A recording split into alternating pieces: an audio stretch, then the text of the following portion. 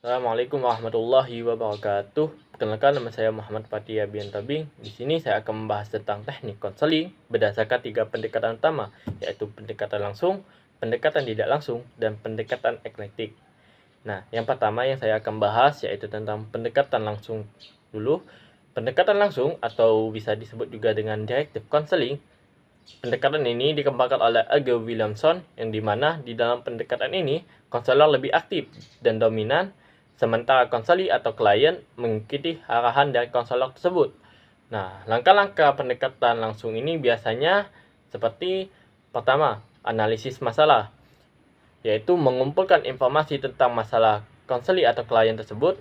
Yang kedua, yaitu mengidentifikasi akar permasalahan yang sedang dialami konseli atau klien tersebut. Dan yang ketiga, prognosis, yaitu perkiraan hasil setelah dilakukan bantuan konseling. Yang keempat, yaitu memberikan saran atau langkah yang harus diambil oleh klien tersebut. Dan yang kelima, yaitu tindak lanjut, yaitu mengecek bagaimana perkembangan konseli atau klien setelah diberikan bantuan.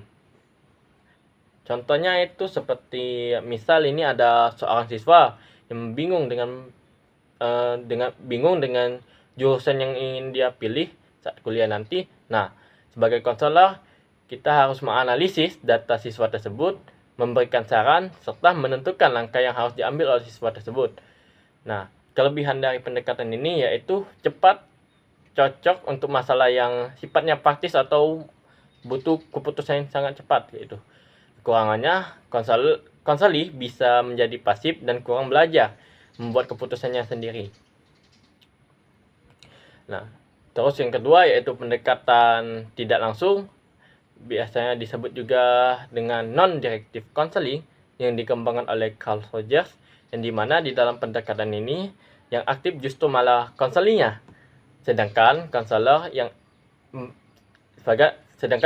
sebagai pendengar yang aktif dan memberikan dukungan kepada konseli. Nah, tujuannya agar konseli menemukan sendiri solusi masalahnya tersebut.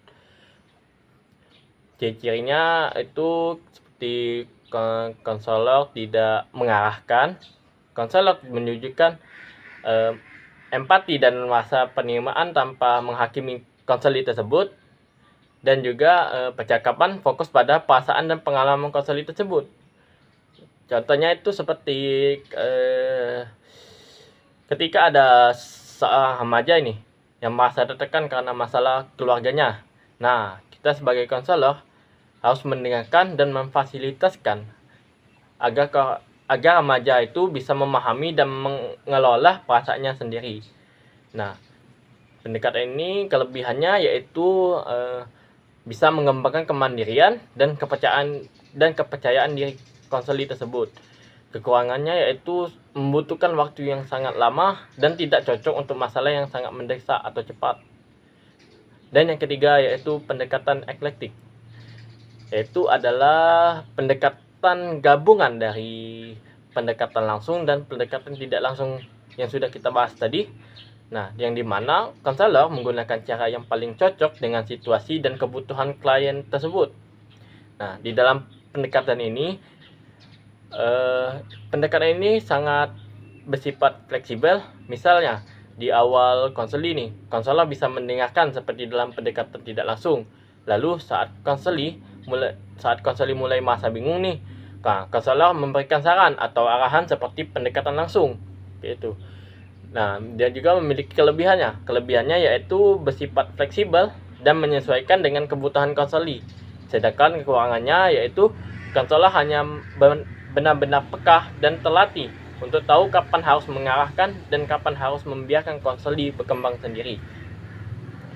Nah, baik itu saja dari 3 pendekatan teknik konseli tadi, yaitu intinya pertama, pendekatan langsung itu konselor yang aktif, sedangkan yang tidak langsung itu konselinya yang aktif, sedangkan konselornya hanya mendengarkan saja. Dan yang ketiga yaitu eklektik, yaitu kombinasi antara keduanya, yaitu pendekatan langsung dan pendekatan tidak langsung. Nah, ketiga pendekatan ini punya kelebihan dan kekurangannya masing-masing, teman-teman. Yang penting kita sebagai konselor harus paham terhadap situasi dan karakter konseli agar proses konselingnya berjalan lebih efektif. Baik, itu saja yang bisa saya jelaskan. Bila ada salah dan kekurangan, saya mohon maaf. Pada Allah saya mohon ampun. Saya tutup. Wassalamualaikum warahmatullahi wabarakatuh.